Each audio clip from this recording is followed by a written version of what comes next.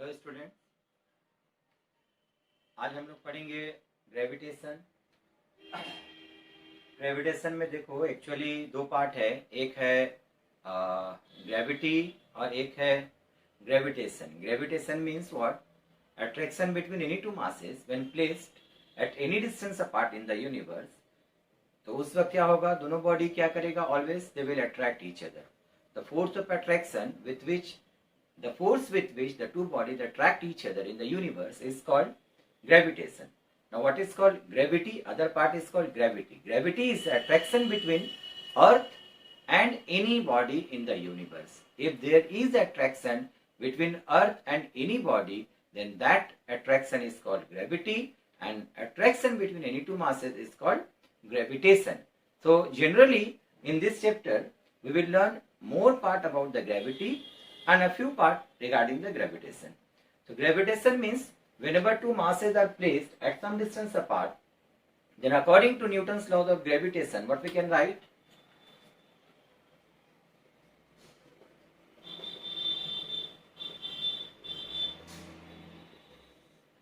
The force of attraction between the two masses when they are kept at any distance apart is directly proportional to each other and inversely proportional to the square of the distance between them.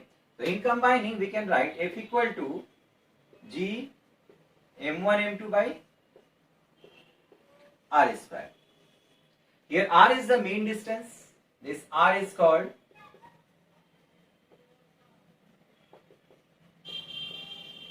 mean distance.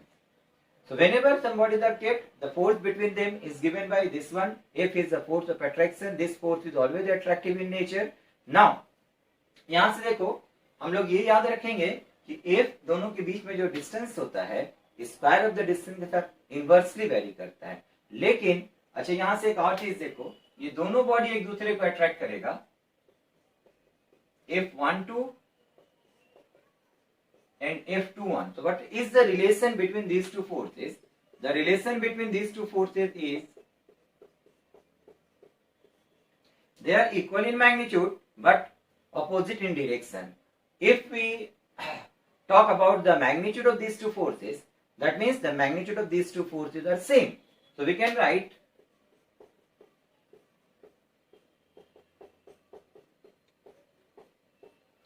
ठीक है। यहां से देखो एक चीज तुम लोगों से पूछता है कि अगर हम लोगों को बोला what is the which force is greater if two bodies are kept at some distance apart, one is heavy other is lighter, तो कौन सा फोर्स ज्यादा होगा? तो दोनों में हम हमेशा याद रखेंगे both the bodies will attract each other with the same magnitude of force. मतलब दोनों का फोर्स हमेशा सेम होगा whatever may be the masses of the two bodies. So in that case we can say the ratio of these two forces will be always equal to 1. F12 या F21 इसका ratio हमेशा कितना आएगा? 1:1. ठीक है। Now देखो if two masses having some radius, two identical masses are kept at some distance apart,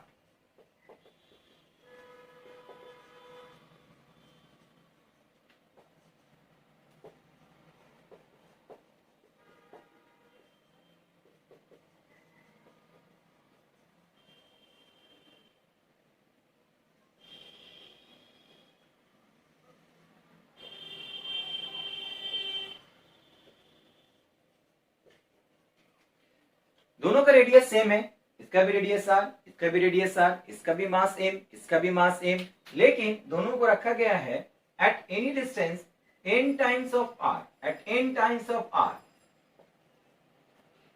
n here is any integer, it may be equal to 2r, minimum it will be 2r, कब? जब दोनों को हम लोग touch कर देंगे, when two spheres are kept in contact, the minimum distance between these two will be equal to इसका radius plus इसका रेडियस, लेकिन उससे ज्यादा कोई भी डिस्टेंस हो सकता है 3r, 4r, 5r.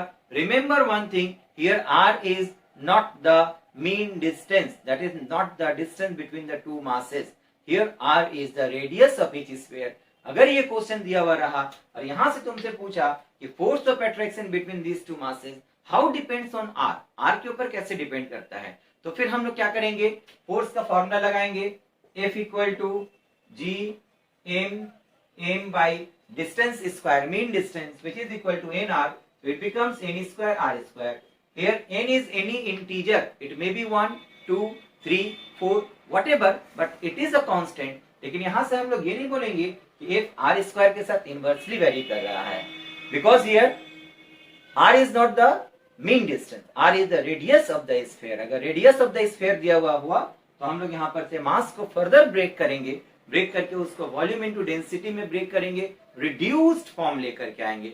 जब रिड्यूस्ड फॉर्म आ जाएगा तो फिर वहां से हम लोग बोलेंगे कि एफ आर के साथ कैसे वेरी कर रहा है. ठीक है, तो एम को हम लोग ब्रेक करते हैं, M into M square which is equal to we can write volume into density, volume equal to 4/3 pi are cube into rho. So it becomes, देखो एक लाइन सिर्फ यहां दिखला रहे हैं, जी एज इट इज छोड़ दो, एम स्क्वायर होगा दोनों का प्रोडक्ट, एम स्क्वायर की जगह लिखते हैं हम लोग 4/3 pi are cube, r is the radius of each sphere, into density इसका whole square divided by n square into r square. N का कोई भी वैल्यू हो यहाँ पर 1 2 3 4 what ever, but it is a constant. 4/3 pi into rho which is also constant. तो यहाँ are cube के ऊपर स्क्वायर आएगा, नीचे में आर स्क्वायर है, नीचे में आर स्क्वायर है,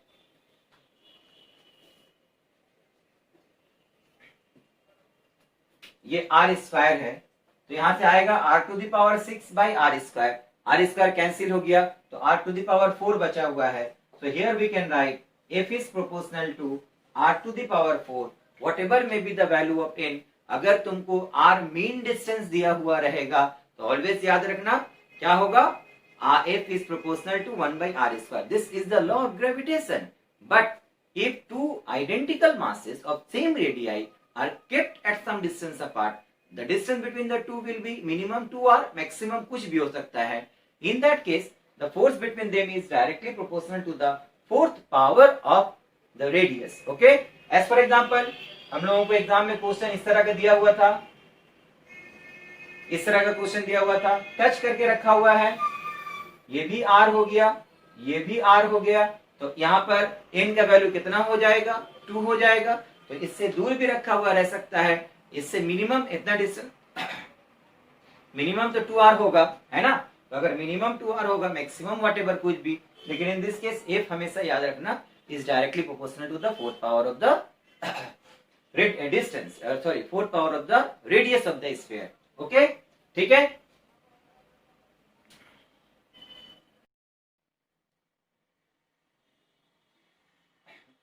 तो ये हम लोग ग्रेविटेशन से रिलेटेड क्वेश्चन दे सकता है. अगर हम लोग बात करें ग्रेविटी का, तो ग्रेविटी का मतलब क्या होता है, gravity means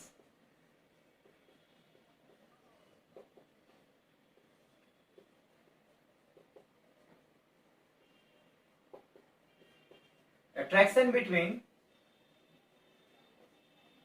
earth and any mass.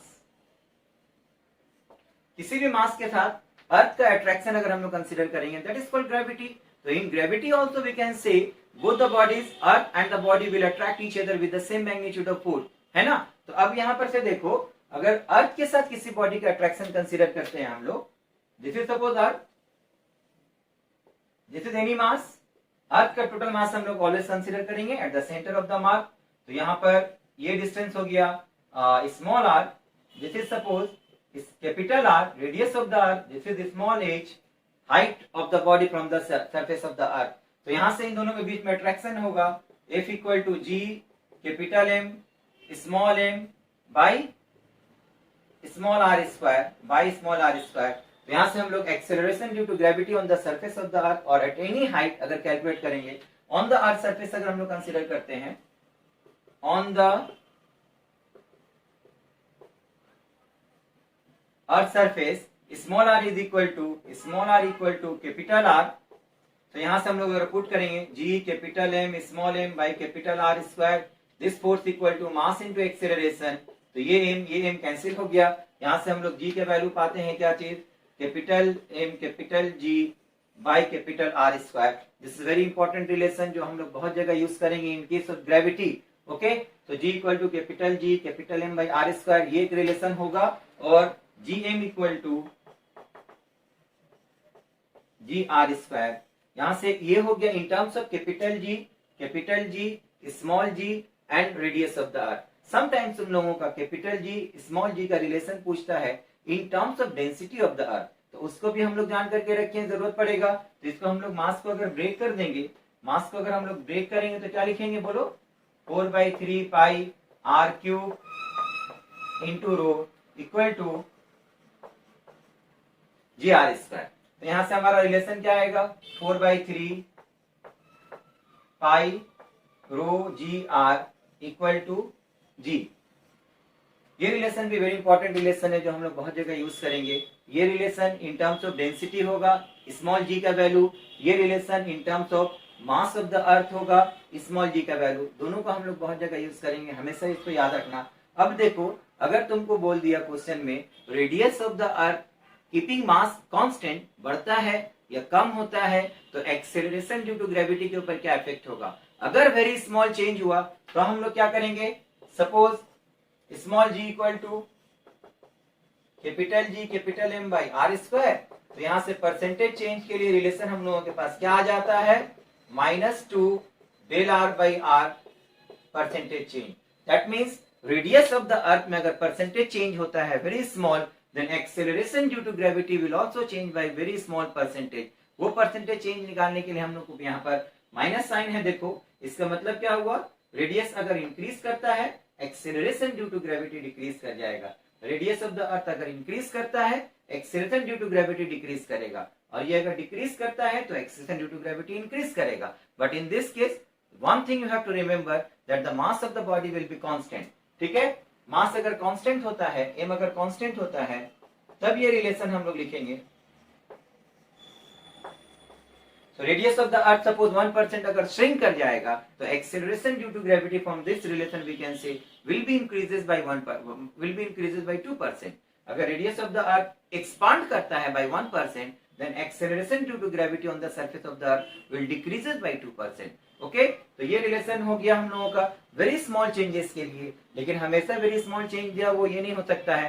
हो सकता है कि रेडियस ऑफ द अर्थ में लार्ज चेंज हुआ, suppose radius of the earth becomes half of the present value keeping the mass constant, उस वक्त एक्सेलरेशन ड्यू टू ग्रेविटी का value हम लोग क्या करेंगे, in that case we can write if radius becomes half keeping the mass constant, if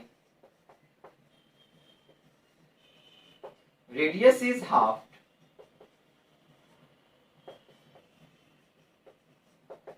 keeping mass constant, in that case acceleration due to gravity का value कितना हो जाएगा बताओ। जी इक्वल टू हम लोग लिखेंगे capital G capital M by R की जगह में r/2 का होल स्क्वायर होगा, this is r/2 whole square.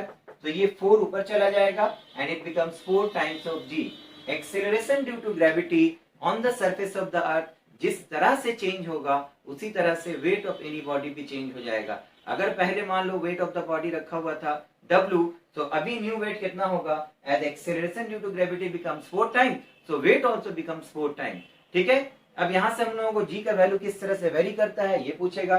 So we know the value of G depends on different factors. Height के साथ चेंज होता है, डेप्थ के साथ चेंज होता है, और डेली रोटेशन ऑफ द अर्थ की वजह से चेंज होता है। तो पहले हम लोग देखते हैं हाइट के साथ किस तरह से चेंज होता है।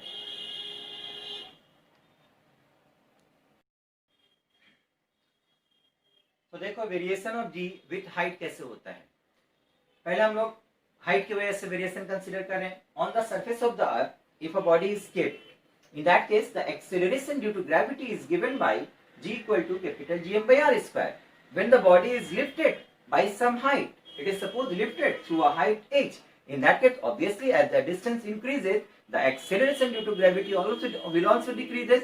So suppose the new acceleration due to gravity at any height is given by Gm by capital R plus small r whole square. तो हम लोगों को डिवाइड करने से ये रिलेशन मिलता है। यहां से अगर हम लोगों को हाइट दिया हुआ हो रहेगा at any height what is the acceleration due to gravity, तो हाइट का वैल्यू पुट करेंगे, जीवन का वैल्यू निकल जाएगा। लेकिन हम लोग इसको क्या करेंगे, फॉर्मूला को और मिनिमाइज करो, एक सिंप्लीफाइड फॉर्म में लेकर के आओ, सो दैट कैलकुलेशन किस तरह से हम तुम लोगों को इससे पहले भी बताएं। हम लोगों को नीट या मेंस के लिए क्वेश्चन करने के लिए टाइम लिमिट जो रहता है इज ओनली 30 सेकेंड। 30 सेकेंड के अंदर हर क्वेश्चन हम लोग सॉल्व करेंगे। किस तरह से सॉल्व करेंगे, देखो अगर हम लोग लेट कर लेंगे h equal to 10 times of r, कभी भी दिया हुआ रहा n times of r, that is 1r, 2r, 3r, 4r, like this. जिस तरह से अगर क्वेश्चन दिया हुआ रहा तो हम लोग सॉल्व कैसे करेंगे? h equal to N R put करो, एन आर पुट करो, यहां से क्या आ जाएगा बोलो?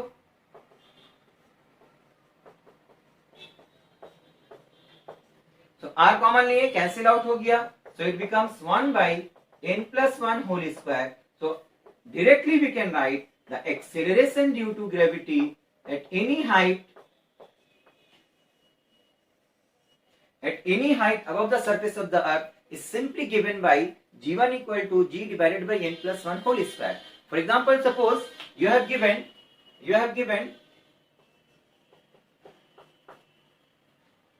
h equal to r. What is the value of acceleration due to gravity at a height equal to the radius of the earth? So what we have get the value of n here in this equation. So n equal to यहाँ पर कितना है? 1 है. Acceleration due to gravity कितना हो जाएगा? इसमें put कर दो, इन की जगह 1 पुट कर दो, तो g1 का वैल्यू कितना हो गया? g divided by 4. ठीक है, तो g divided by 4 means what? It is 25% of g. 25% of g. So at what height, question अगर दिया at what height above the surface of the earth the value of acceleration due to gravity becomes 25% of g, then our answer will be equal to the radius of the earth. Suppose तुमको बोल दिया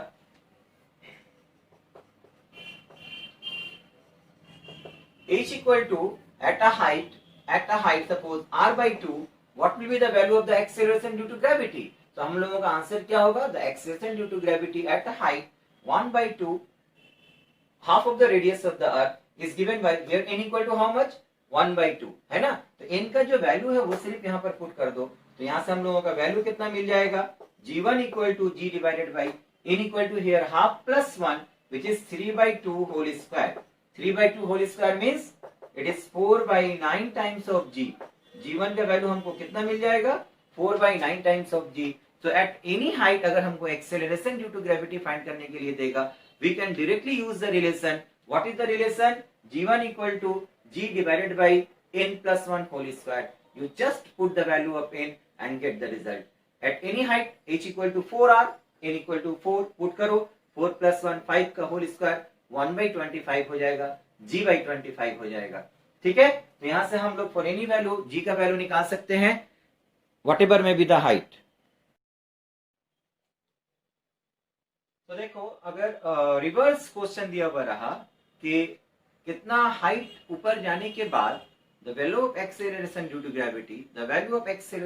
gravity becomes 25% of g, or it becomes 49% of g, or it becomes 50% of g, like this. इस तरह का अगर question दिया हुआ रहा तो उसके लिए हम लोग क्या करेंगे? देखो, if suppose given as g1 equal to p% of g, p is any number, कोई भी नंबर हो सकता है, 25%, 10%, 30%, 40%, whatever. तो हम लोग यहाँ से g1 के बराबर अभी देखे हैं g divided by n plus 1 का होल स्क्वायर होता है, equal to p% means p by 100 into G. g cancel out हो गया, n प्लस 1 इक्वल टू इसके ऊपर रूट डालो, रूट p बाई 10 होगा, क्रॉस मल्टीप्लाई किए, n plus 1 equal to root 10 by root p, और 1 को वहां ले गए, ये रिलेशन मिल गया. तो ये हम लोगों का डायरेक्ट अब शॉर्टकट हुआ, यहाँ से हम लोग क्वेश्चन डायरेक्ट बना सकते हैं. As we know, h equal to height equal to n times the radius of the earth, है ना? तो अब सपोज हमको क्वेश्चन कुछ भी दिया हुआ है, कितना हाइट ऊपर लेकर के जाना पड़ा, फाइंड करो. अगर g का वैल्यू डिक्रीज करके एनी परसेंटेज दिया हुआ रह सकता है, whatever p equal to, for example p equal to और g1 equal to, suppose g1 equal to 25% of g, 25% of g. Okay, so at what height above the surface of the earth the acceleration due to gravity becomes 25% of g, 25% of g. तो हम लोग क्या लिखेंगे बोलो? यहाँ पर p equal to 25 put करो, n का वैल्यू कितना आया? 10 divided by 5 minus 1 equal to 1, therefore h equal to r. So at a height equal to the radius of the earth the value of acceleration due to gravity becomes 25% of g. दूसरा example लेते हैं. At what height above the surface of the earth value of acceleration due to gravity becomes 36% of g, 36% of g. तो यहाँ पर p का value क्या आया? 36 आया. तो हमारा n का वैल्यू कितना आएगा? 10 डिवाइडेड बाई 36 इज 6 माइनस 1। ठीक है, तो यहां से हम लोगों को क्या मिलता है बोलो, 5/3 माइनस 1, 5, ये 3 लगाएं, कितना मिल गया 2/3। सो हाइट कितना आ जाएगा हम लोगों का, height will be equal to 2/3 of the radius. ठीक है, तो यहां से हम लोगों का h का वैल्यू कितना आ जाएगा, this is h equal to 2/3 into r। ठीक है, तो अगर कभी क्वेश्चन दिया हुआ रहा कितना हाइट ऊपर जाने के बाद acceleration due to gravity reduced कर जाता है, 36% होगा, 25% होगा, 49% होगा, इस तरह का ही क्वेश्चन दिया हुआ रहता है जिसका डायरेक्ट स्क्वायर रूट निकाल सके हम लोग। अच्छा, यहाँ पर एक और चीज देता है, reduces to and reduces by. अगर सपोज दिया हुआ है फाइंड एच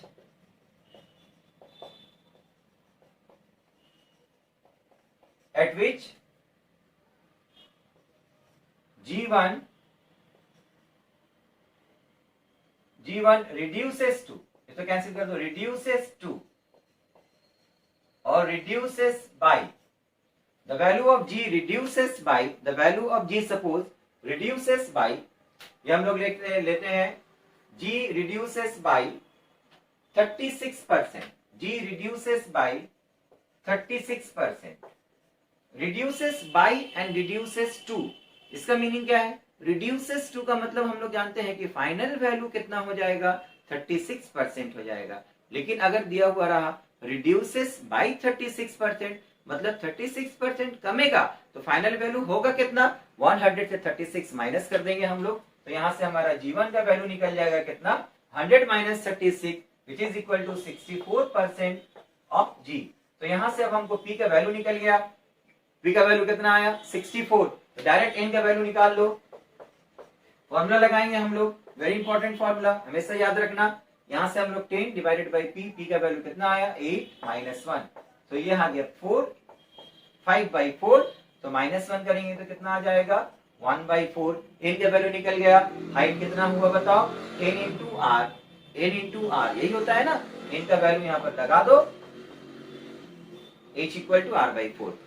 ठीक है, तो अगर हम लोगों को हाइट दिया हुआ रहेगा और एक्सीलरेशन ड्यू टू ग्रेविटी का वैल्यू फाइंड करने के लिए बोला, तो हम लोग फॉर्मूला कौन सा लगाएंगे, g1 equal to G divided by n plus 1 का होल स्क्वायर। वहां n का वैल्यू दिया हुआ है, पुट करेंगे, g1 का वैल्यू पता चल जाएगा। और अगर हमको g1 का वैल्यू कितना घट रहा है, ऊपर जाएंगे जितना उतना कमता जाएगा, तो g1 का वैल्यू कमते कमते कितना हो गया, वो अगर दिया हुआ रहा, तुमसे पूछेगा हाइट बता दो, तो n का वैल्यू निकालेंगे। n निकालने के लिए हमारे पास ये फॉर्मूला है, फॉर्मूला में पुट करो, you will get the value of n, then the height of the body from the surface of the earth will be equal to n into r। n का value put करो, यहां से पता चल जाएगा। ठीक है, अब देखो अगर हाइट वेरी स्मॉल हुआ तो क्या होगा, ये हम लोग जानते हैं, if h is small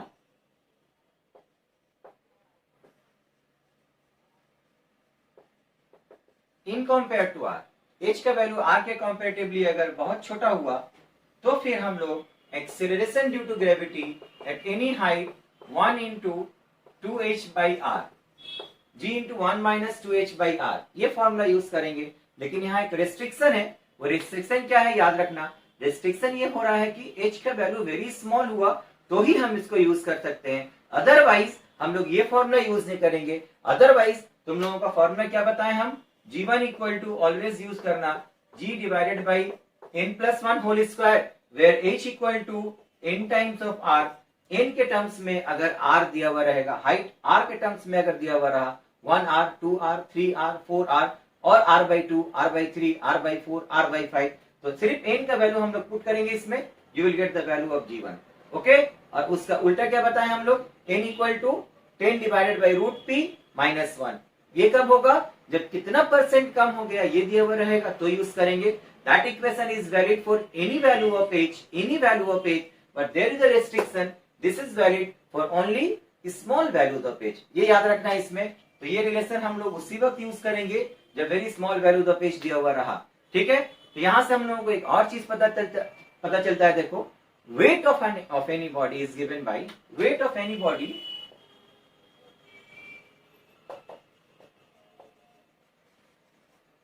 W equal to, तो weight we can write is proportional to g ना. Weight of any body again depends on the value of g. g जैसे चेंज होगा वेट भी वैसे ही चेंज होगा बिकॉज मास इज कांस्टेंट. तो अगर g का वैल्यू ऊपर जाने से फ्रॉम हाइट जैसे अर्थ सरफेस से ऊपर जाएंगे हम लोग, the value of g will decreases. As the value of g will decreases, the weight of the body will also decreases. So new value of the weight, if you are asking to find at any height, at a height h above the surface of the earth, suppose W1 हो गया proportional to G1, new value कितना आएगा G1 हो जाएगा. तो अगर हमको G1 find करने के लिए बोलेगा W1 by W डिवाइड करो, G1 by G मिलेगा. यहां से हम लोग क्या मिलेगा बोलो, 1 by n plus 1 whole square, 1 by n plus 1 whole square. तो ये रिलेशन हमारा एक्सीलरेशन ड्यू टू ग्रेविटी के लिए भी वैलिड होगा and this relation will also be valid for the calculation of weight of any body. Okay, तो हम लोगों को यहां से बोलेंगे W1 by W equal to G1 by G equal to 1 by n plus 1 whole square. Again here n क्या है, h equal to n into r. ये जो रिलेशन हम लोगों के पास है ये हमेशा यूज करना, h equal to n into r. ठीक है. Suppose a body weights, question दिया हुआ है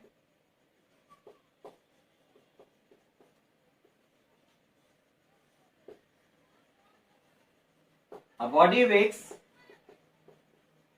72 kg weight on the Earth's surface. Kg weight is the gravitation unit. Kg weight is the gravitation unit of weight. ठीक है. तो अगर एक बॉडी अर्थ सरफेस के ऊपर 72 kg वेट करता है, what it would weigh at a height equal to the radius of the earth. या what it would weigh at a height twice of the radius of the earth. कुछ भी दे सकता है. ठीक है. What it would weigh at h equal to r equal to the radius of the earth. इतना height ऊपर लेके चले जाओ, वहां पर वेट कितना होगा बता दो. तो वहां पर का वेट हम लोग कैसे बताएंगे, that weight will be equal to, ये W को यहाँ मल्टीप्लाई कर देंगे. W is the weight on the surface of the earth. तो at any height the weight of the body can be calculated by the formula W divided by n plus 1 whole square. Simple, बहुत आराम से हम लोग कर सकते हैं. देखो कंफ्यूज नहीं होना है. अगर हम लोग बेसिक थ्योरी वेरी इजीली अगर अंडरस्टैंड करते हैं, समझ जाते हैं, तो फिर इस तरह का जितना क्वेश्चन है ग्रेविटेशन का देखना, मैक्सिमम क्वेश्चन हम लोग बहुत आराम से बनाएंगे. 30 सेकेंड टाइम लिमिट के अंदर बनाएंगे. कैसे बनाएंगे देखो, ये सब छोटा छोटा फॉर्मूला है, प्रैक्टिस करते करते याद होगा. प्रैक्टिस करते रहेंगे, फॉर्मूला लर्न होता रहेगा, क्वेश्चन देखते रहेंगे, पुट करेंगे, बनाते रहेंगे. ठीक है. तो यहाँ से W का वैल्यू कितना बोला है, on the surface of the earth 72. n का वैल्यू कितना दिया हुआ है, h equal to r means n equal to 1. Put करो 1 प्लस 1 2 का स्क्वायर करते हैं 4 होगा. 4 के लिए डिवाइड मारो इसको, 72 by 4 कितना होगा, 18 kg वेट. 18 kg weight. तो the weight of the body at a height equal to the radius of the earth becomes equal to only 18 kg weight if it weighs on the surface of the earth 72 kg. Same principle पर base करके इस साल 2020 में question आया था. एक body का wait दे दिया है on the surface of the अर्थ, कोई भी वेट दिया हुआ हो, what will be the weight of the body eight any height above the surface of the earth. तो जो हाइट दिया हुआ रहेगा वो देखना हमेशा इन terms of radius of the earth दिया हुआ रहेगा. h equal to 1r 2r 3r 4r कुछ भी वैल्यू दिया हुआ है, just get the value of n from that relation and put it here. n का वैल्यू यहाँ पर पुट कर दो, you will get the answer.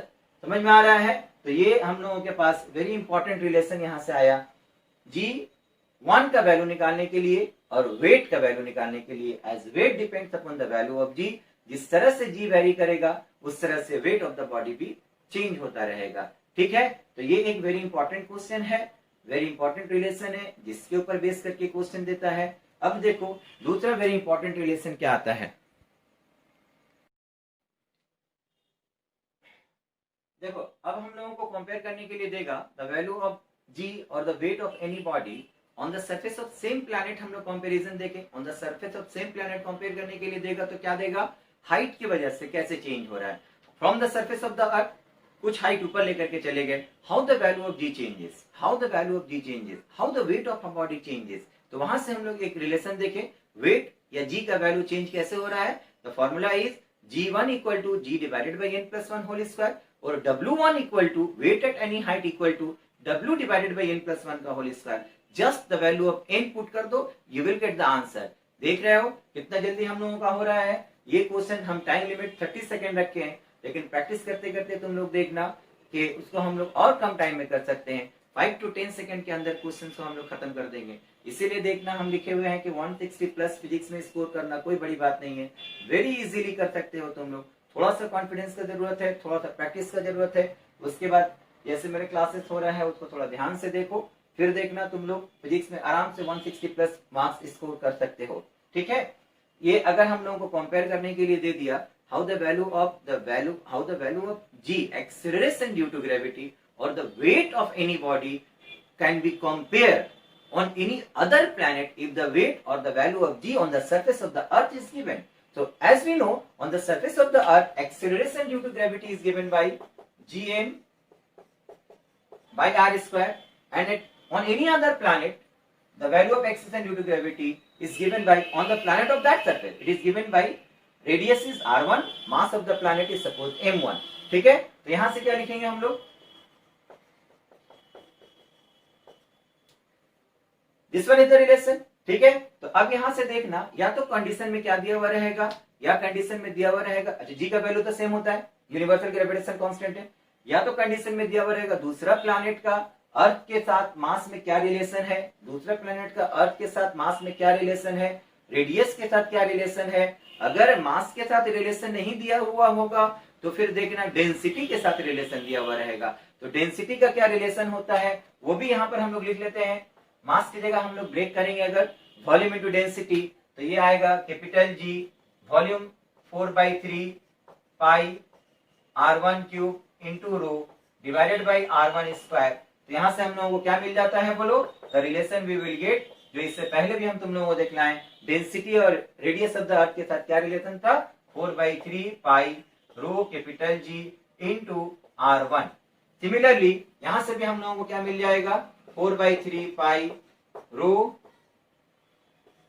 Capital G r।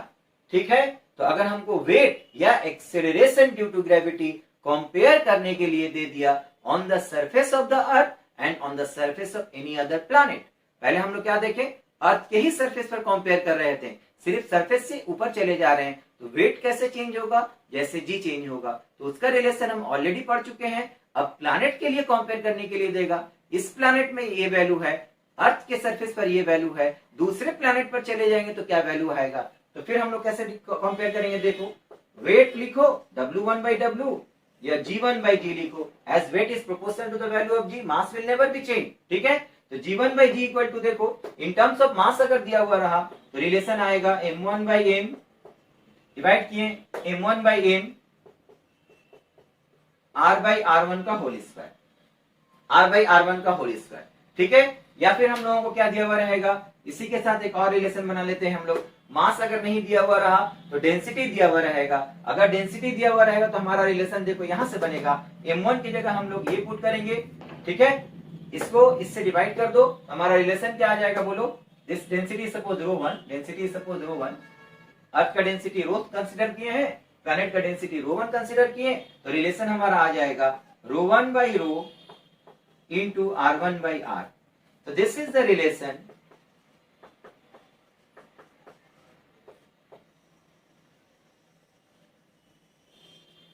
देखो प्रैक्टिस हम लोगों को ये करना है कि हमारा रिड्यूस्ड फॉर्म जो आ रहा है वो प्रैक्टिस करते करते हमेशा याद हो जाएगा। प्रैक्टिस जितना ज्यादा करोगे, रिड्यूस्ड फॉर्म, बेसिक ट्रिक्स जो रहेगा, बेसिक फॉर्मूला जो रहेगा, जिसके ऊपर बेस करके तुम्हारा क्वेश्चन इस तरह का जितना भी है we can solve within 10 to 15 second. कैसे, देखो हमारा acceleration due to gravity on the surface of the earth दिया हुआ है, किसी दूसरे प्लैनेट पर एक्सेलरेशन ड्यू टू ग्रेविटी का वैल्यू कितना हो जाएगा, अगर कैलकुलेट करने को देता है तो G1/G इक्वल टू कितना होगा, मास के टर्म्स में दिया है तो इसको पुट करेंगे, डेंसिटी के टर्म्स में दिया हुआ है तो इसको पुट करेंगे, लेकिन दोनों ही g का वैल्यू, वेट और g डायरेक्टली वेरी करता है। तो वेट का रेशियो जो होगा, जीवन का रेशियो यही होगा। सपोज हमको दे दिया है a body weights 100 newton on the surface of the earth, what it would weigh on the surface of any planet whose mass is double the mass of the earth and radius is double the radius of the earth. Suppose ये देता हुआ है, तो मास को हम लोग यहाँ पर रिप्लेस करेंगे 2m, रेडियस को यहाँ रिप्लेस करेंगे 2r, so it becomes r by 2r, that is 1 by 4, and this is 2m by m means 2. 2 into 1 by 4 is half, so the value of weight becomes w by 2. ठीक है, अगर question इस तरह से देता है हम लोगों का, डायरेक्ट यहां से बनाएंगे। किसी दूसरे प्लैनेट पे चले गए, उसका मास m1 ट्वाइस ऑफ m दिया हुआ है, उसका रेडियस कितना दिया हुआ है, twice of the radius of the earth. तो अगर on the surface of the earth surface पर 100 Newton wait of any body होता है, तो उस प्लैनेट के सरफेस पर कितना होगा बता दो। तो हमारे पास रिलेशन क्या है, मास वाला रिलेशन यूज करेंगे। तो W1 by W equal to M1 by M into R by R1 whole square. तो यहां पुट कर दो, M1 का वैल्यू हो गया 2M, R1 का वैल्यू हो गया 2R, 2R divided by 2R, यहां से कैंसिल हो गया, this is equal to 1 by 2, so W1 will be equal to W by 2। ठीक है, W का पुट करो value, you will get the answer 50 newton. देखो, variation of G due to the depth, depth की वजह से वेरिएशन ऑफ G का formula क्या होता है, इट इज वेरी सिंपल। हम लोग जानते हैं on the surface of the earth acceleration due to gravity अगर G कंसीडर करेंगे, तो D depth below the surface of the earth जाने के बाद acceleration due to gravity decrease कर जाता है। तो एक्सेलरेशन ड्यू टू ग्रेविटी का वैल्यू D डेप्थ अंदर जाने से 1 minus small d by r ये होता है। इसके अंदर कोई रेस्ट्रिक्शन नहीं है कि d का वैल्यू स्मॉल होने से यूज करेंगे या d का वैल्यू लार्ज होने से यूज करेंगे। For any value of d you can use this relation, for any value of d you can use this relation. Okay, तो यहां से देखो एट द सेंटर हम लोगों को क्या बोलेगा, eight the centre the depth will be equal to r, so the acceleration due to gravity at the center of the earth becomes 0. So any body at the center of the earth becomes weightless because there is no attraction, no gravity at the center of the earth. ठीक है, अगर हमको बोला at what depth below the surface of the earth the acceleration due to gravity becomes 25% of g, यहां से हम लोग बोल सकते हैं d का वैल्यू बढ़ाएंगे कि acceleration due to gravity का वैल्यू क्या होगा, डिक्रीज करेगा। ठीक है, तो अगर हमको बोल दिया find d where G1 becomes 25% of G, 25% of G, तो क्योंकि इस इक्वेशन के अंदर कोई रेस्ट्रिक्शन नहीं है, for any value we can use, for any value of the depth we can use the relation. Direct इसमें पुट कर देंगे हम लोग, G1 का वैल्यू कितना हो गया, 25% of G means G by 4, तो यहाँ पर डायरेक्ट वैल्यू पुट करो, G by 4 equal to G into 1 minus D by R, तो G का वैल्यू यहाँ से कैंसिल आउट हो जाएगा, D by R equal to 1 minus 1 by 4 which is equal to 3 by 4, so D will be equal to 3R by 4। ठीक है, तो यहाँ से हम लोग डायरेक्ट रिलेशन निकाल सकते हैं।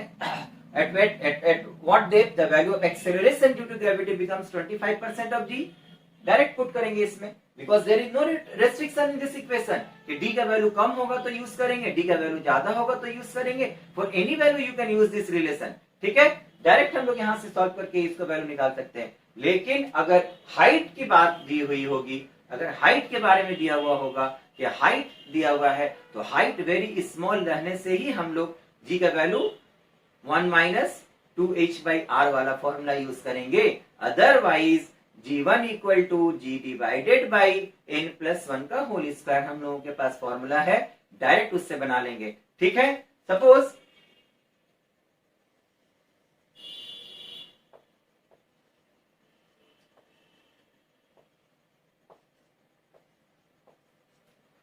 कभी इस तरह का क्वेश्चन दिया हुआ रहा तो याद रखना, h हाइट ऊपर चले गए, d डेप्थ नीचे चले गए, यहाँ का एक्सेलरेशन ड्यू टू ग्रेविटी, यहाँ का acceleration due to gravity same दिया हुआ है, provided h is very small in compare to the radius of the earth, h is very very small in compare to the radius of the earth. D whatever कुछ भी हो सकता है, लेकिन height अगर वेरी स्मॉल हुआ तो at what height above the surface of the earth and at what depth below the surface of the earth the value of acceleration due to gravity will be same.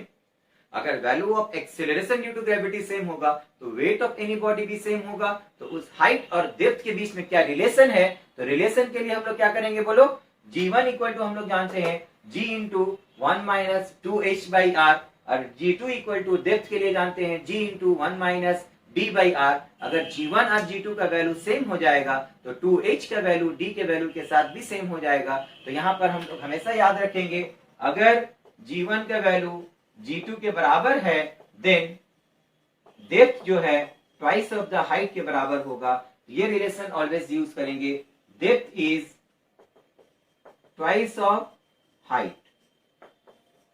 Suppose तुमको बोल दिया at the bottom of a mine, at the bottom of a mine a body weights same, a body has same weight as that of at the top of a मीनार। ठीक है, suppose हम लोग Eiffel tower के ऊपर चढ़ गए हैं, वहां पर जाकर के देखें जो वजन था, जो वेट था, वही वेट हम लोगों का कहां पर है, कोयले के कान में चले गए हम लोग, बहुत अंदर चले गए हैं। वहां पर जाने के बाद देख रहे हैं वेट ऑफ द बॉडी हमारा सेम हो गया, wait of the body same. ठीक है, तो वेट सेम अगर हो गया तो इसका मतलब कंडीशन क्या हुआ, जी का वैल्यू सेम होगा, because wait depends upon the value of जी। अगर जी का वैल्यू सेम होगा तो हमारे पास रिलेशन क्या हो गया, depth will be twice of the height. अगर डेप्थ ऑफ द माइन दिया हुआ 40 मीटर तो height of the Eiffel tower क्या हो जाएगा, कोई भी मीनार हो सकता है, एफिल टावर की जगह किसी और टावर पर चढ़ जाओ कोई बात नहीं है, क्या हो जाएगा बोलो, डेप्थ अगर 40 मीटर है तो हाइट कितना होगा 40/2। अगर हाइट ऑफ द मीनार दे दिया है तो डेप्थ यहां से निकाल सकते हैं। तो this is the relation from which, but this is remember for small value of H it can be applicable, for large value of H we can not use this relation.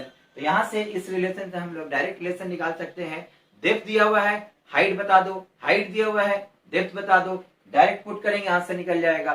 ठीक है, इस तरह से बहुत सारा शॉर्ट ट्रिक्स ग्रेविटेशन के अंदर भरा पड़ा है। अगर थोड़ा सा ध्यान के साथ हम लोग इसको बनाएंगे तो फिर देखना ग्रेविटेशन तुम लोगों को बहुत इजी लगने लगेगा। इसका हर एक क्वेश्चन हम लोग 10-20 सेकेंड के अंदर आराम से कर पाएंगे। ठीक है, चलो देखते हैं आगे और क्या है। Gravitational potential and gravitational potential energy. तो ग्रेविटेशनल पोटेंशियल का क्या मतलब होता है, किसी भी मास के लिए अगर हम लोग एक ग्रेविटेशनल फील्ड होता है, किसी भी मास को अगर हम लोग रखेंगे तो उसके अराउंड एक ग्रेविटेशनल फील्ड होगा। ठीक है, तो वो ग्रेविटेशनल फील्ड का एक्सटेंशन कहां तक होता है, हम लोग जानते हैं यहाँ पर जितना भी फील्ड पढ़ेंगे, चाहे ग्रेविटेशनल फील्ड पढ़ लो, इलेक्ट्रिक फील्ड पढ़ लो, मैग्नेटिक फील्ड पढ़ लो, हर फील्ड का एक्सटेंशन कहां तक होगा, अप टू इंफिनिटी होगा। ठीक है, हर फील्ड का एक्सटेंशन कहां तक होगा, अप टू इंफिनिटी होगा। But this is the mathematical concept only, practically किसी भी फील्ड का एक्सटेंशन अप टू इंफिनिटी नहीं होता है। ग्रेविटेशनल फील्ड का थोड़ा ज्यादा होगा, लेकिन इलेक्ट्रिक एंड मैग्नेटिक फील्ड का बहुत कम होता है। लेकिन फिर भी हम लोग मैथमेटिकल कॉन्सेप्ट ये पकड़ेंगे कि एक्सटेंशन कहां तक होगा, अप टू इंफिनिटी होगा। ठीक है, तो एक मास रखा हुआ है, उसके अराउंड एक फील्ड हुआ, कहां तक फील्ड हुआ, अप टू इंफिनिटी। तो उस फील्ड के अंदर हम लोग अगर किसी दूसरे मास को लेकर के आएंगे तो some work is to be done. ठीक है, तो वो जो वर्क डन होता है, that work done will be stored within the system of the masses, that in the form of potential energy. तो हम लोग अगर सपोज यहाँ एक फील्ड रखा हुआ था, एक मास रखा हुआ था m1, इंफिनिटी से एक मास को लेकर के आए, ला करके यहाँ पर प्लेस किए m2, कितने डिस्टेंस में r। तो इनिशियल उनका डिस्टेंस कितना था बोलो, इंफिनिटी था। m1 is the mass for which the gravitational field is created around it. उस ग्रेविटेशनल फील्ड में बाहर से एक मास को लेकर के आए, अंदर ला करके यहाँ रखे, तो वहां से यहाँ आने में जो वर्क होता है, that work will be stored within the system of this two masses in the form of potential energy. And that potential energy का फॉर्मूला हम लोग जानते हैं, U equal to minus G m1 m2 by R, minus G m1 m2 by are.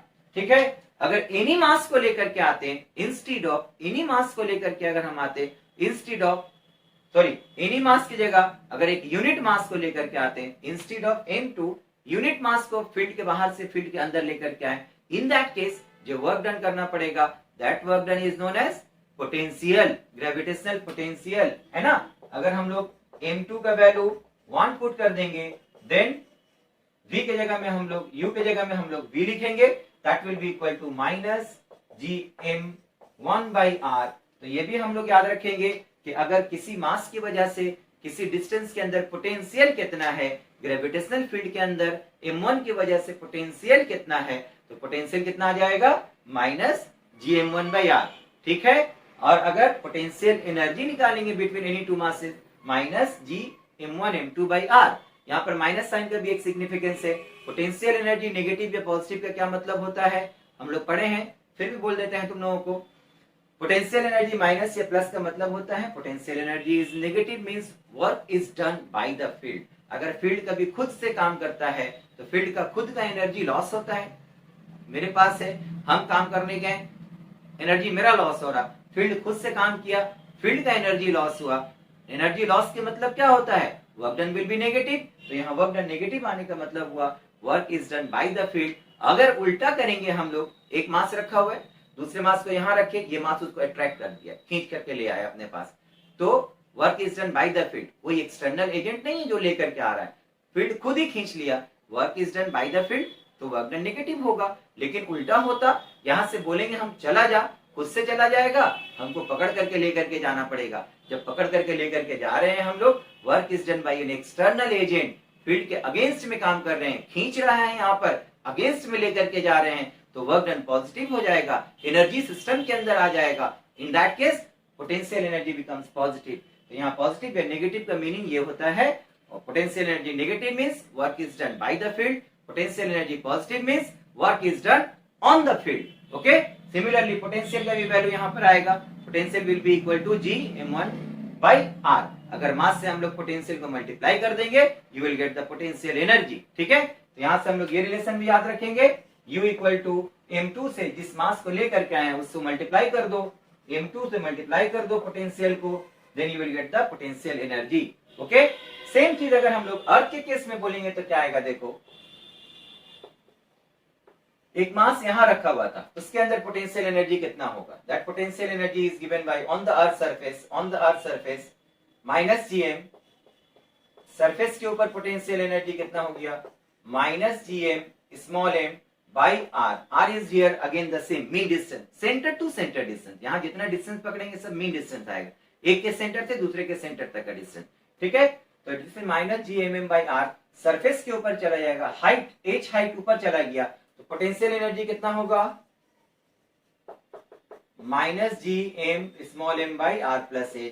अब बताओ, अगर हम लोग अर्थ की सरफेस से ऊपर लेकर के जाएंगे तो पोटेंशियल एनर्जी बढ़ेगा या कमेगा, फील्ड के अगेंस्ट में जा रहा है ना, पोटेंशियल एनर्जी बढ़ जाएगा, वर्क डन क्या होगा पॉजिटिव आ जाएगा। तो पॉजिटिव वर्क डन हम लोग कैलकुलेट करेंगे, अगर वर्क डन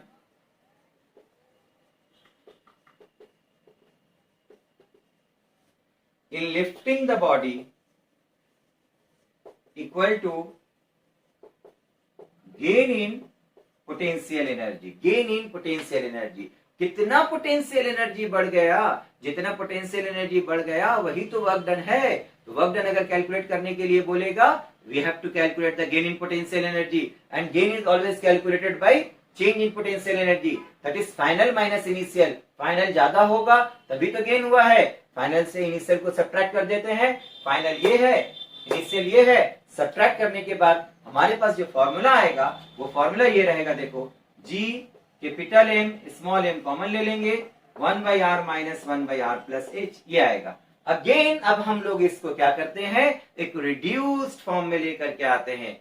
क्या रिड्यूस्ड फॉर्म है, हाइट दिया हुआ होगा, ग्रेविटेशन चैप्टर में जब भी देखो कोई भी क्वेश्चन दिया हुआ है, हाइट अगर इन terms of the radius of the earth दिया हुआ है तो समझ लो कि वो क्वेश्चन बहुत छोटा होने वाला है, उसके लिए एक शॉर्ट ट्रिक आने वाला है। यहाँ पर भी शॉर्ट ट्रिक आएगा, कैसे आएगा देखो, h इक्वल टू अगर हमारे पास n टाइप्स ऑफ r दिया हुआ है, h equal to nr put करो, r यहाँ से कॉमन आएगा, बाहर चला आएगा, तो g into capital M equal to क्या लिखेंगे हम लोग, g इंटू r स्क्वायर। तो नीचे का एक r कैंसिल हो गया, यहाँ पर बच गया mgr, यहाँ पर बच गया 1 माइनस 1/n प्लस 1, एलसीएम ले लो, सिंप्लीफाइड फॉर्म आएगा n/n plus 1 n/n plus 1 mgr।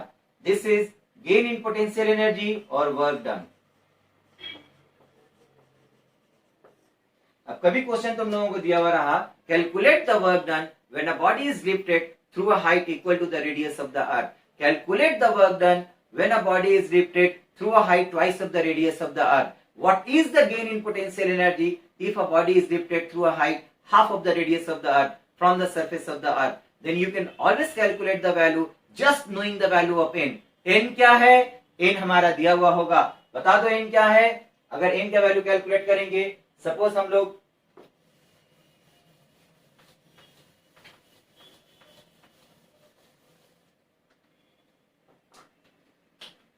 से फॉर एग्जाम्पल हमको क्वेश्चन में दिया h इक्वल टू r, इतना हाइट ऊपर लेके चले गए हम बॉडी को. How much is the gain of potential energy? ऊपर जा रहे हैं, पोटेंशियल एनर्जी तो बढ़ेगा. ऊपर चले गए, कितना हाइट ऊपर चले गए? Equal to the radius of the earth. Gain in potential energy बता दो. गेन इन पोटेंशियल एनर्जी क्या होगा? You just get the value of n. n का वैल्यू कितना दिया हुआ है? 1 दिया हुआ है.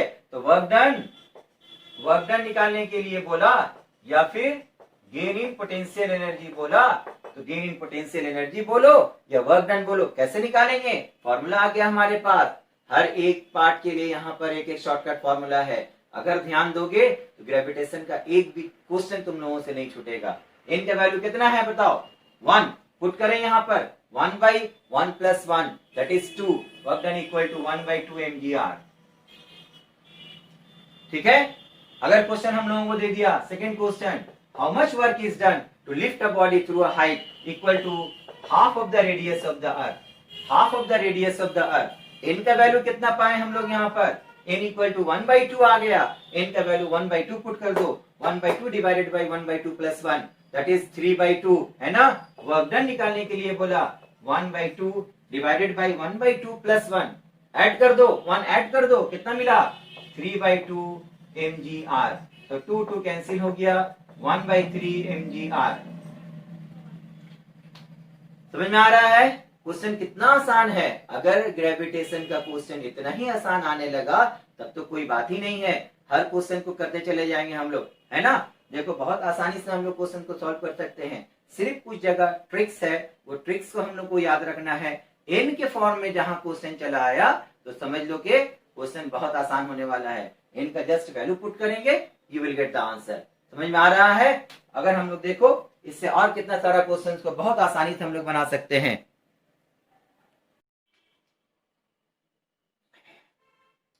सपोज अर्थ दिया हुआ है from the surface of the अर्थ. अगर तुम लोगों को बोला यहां से एक बॉडी को लिफ्ट करो थ्रू एनी हाइट, कोई भी हाइट लिफ्ट कर लो. How much work will be done? How much will be the gain of potential energy? Gain in potential energy निकालने का बात हो रहा है, वर्क डन निकालने का बात हो रहा है. मेरे पास फॉर्मूला है. क्या फॉर्मूला है? n by n plus 1 mgr. सिर्फ n का वैल्यू पुट कर दो, you will get the answer. ठीक है. अगर क्वेश्चन उल्टा कर दिया, you are asking to find the height. Find the height when a particle is projected with some velocity. ठीक है. एक वेलोसिटी के साथ प्रोजेक्ट किया जा रहा है. अब बता दो कि उसको कितना हाइट ऊपर जाना है. This velocity is given. This velocity is given. कहां तक जाएगा? सपोज यहां तक चला गया. ठीक है. तो अगर ये हाइट निकालने दे दिया तो फिर हम लोग कैसे बनाएंगे? तो फिर हम लोगों को बनाने का क्या रिलेशन आ जाएगा? अगेन हम लोगों के पास एक रिलेशन है. What is the relation? जो गेन इन पोटेंशियल एनर्जी हो रहा है वो कहां से हो रहा है? बॉडी को नीचे से फेंका जा रहा है ऊपर विद सम वेलोसिटी. वही वेलोसिटी की वजह से तो ऊपर जा रहा है. तो जब हाईएस्ट पॉइंट पर पहुंचेगा इसका काइनेटिक एनर्जी पोटेंशियल एनर्जी में कन्वर्ट हो जाता है. तो as gravitational field is the conservative field. कोई भी प्रॉब्लम एनर्जी कंजर्वेशन से यूज करके हम लोग बना सकते हैं. एनर्जी कंजर्वेशन यूज करो. Gain in potential energy, height निकालना है. v वेलोसिटी के साथ प्रोजेक्ट किया गया है. हाइट कैसे निकालेंगे? Loss of kinetic energy equal to gain in potential energy. ठीक है. तो लॉस ऑफ काइनेटिक एनर्जी क्या होगा? जब हाईएस्ट पॉइंट पर पहुंचा वेलोसिटी बिकम 0 तो टोटल काइनेटिक एनर्जी लॉस हो गया है.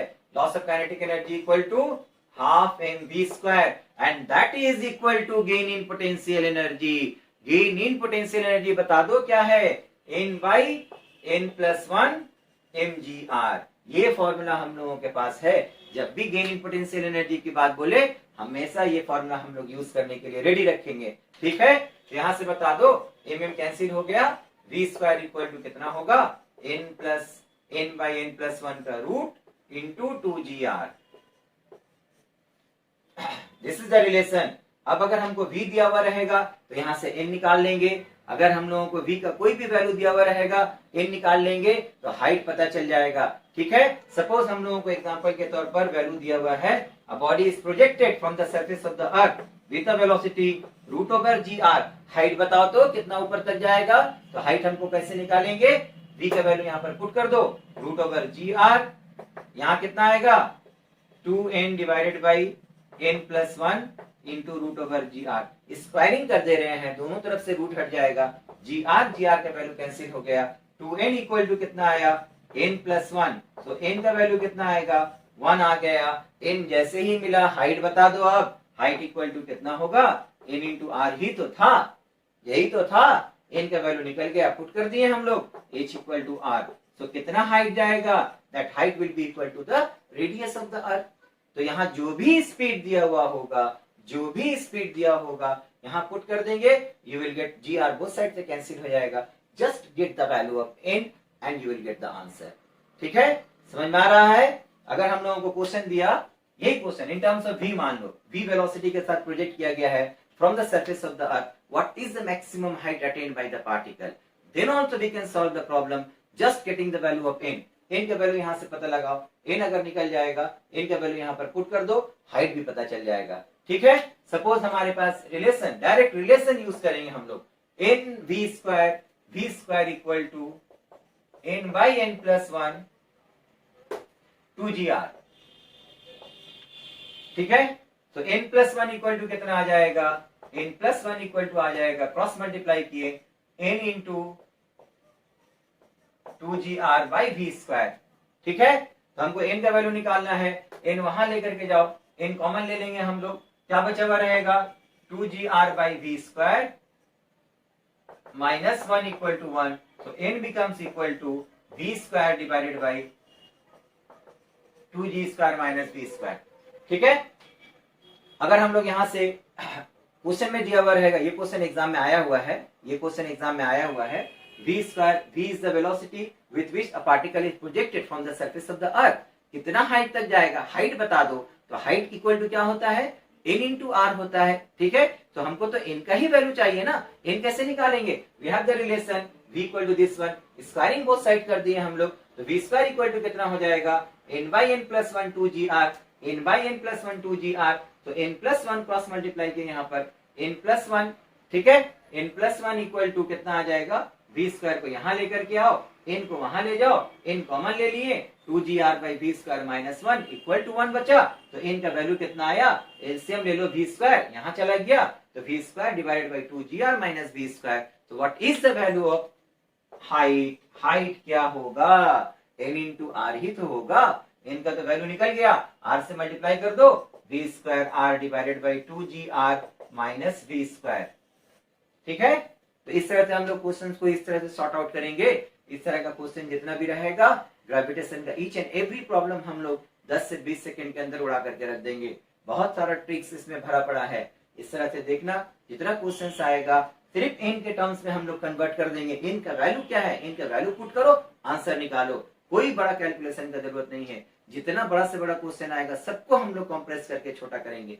ठीक है, यहाँ आज हम लोग यहीं पर आज क्लास यहाँ तक रखते हैं, इसका नेक्स्ट लेक्चर भी हम तुम लोगों को देंगे, नेक्स्ट पार्ट इसका देंगे। अगर ये क्लास तुम लोगों को अच्छा लगा हुआ हो तो इसको जरूर लाइक करना, सब्सक्राइब करना, दोस्तों के साथ शेयर करो, जितना ज्यादा से ज्यादा बच्चे इसको जान पाए, इसका लाभ उठा पाए, ताकि हम और ज्यादा से ज्यादा वीडियो तुम लोगों के लिए बना सके और ज्यादा से ज्यादा तुम लोग भी लाभ उठा पाओ। ठीक है, तो इसके लिए हम लोगों को कोशिश करेंगे कि हमारा चैनल को सब्सक्राइब करना, लाइक करना, शेयर करना।